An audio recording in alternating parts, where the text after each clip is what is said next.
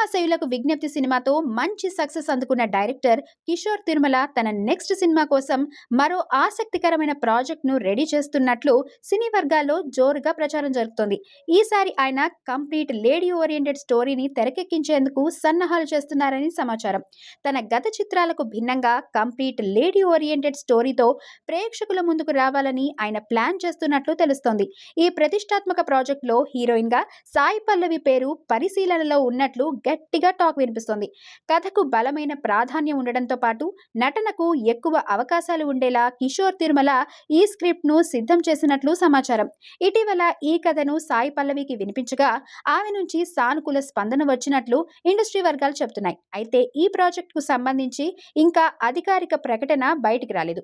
ప్రస్తుతం స్క్రిప్ట్ కి తుది మెరుగులు దిద్దే పనులు జరుగుతున్నాయని, నటీనటులు సాంకేతిక బృందం ఎంపిక పూర్తయిన తర్వాత ఈ చిత్రాన్ని అధికారికంగా ప్రకటించే అవకాశాలున్నాయని చెప్తున్నారు.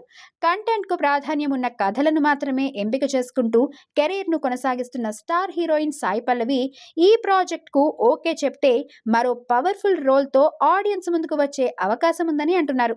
ప్రస్తుతానికి పల్లవి రామాయణ చిత్రంతో బిజీగా ఉన్నారు.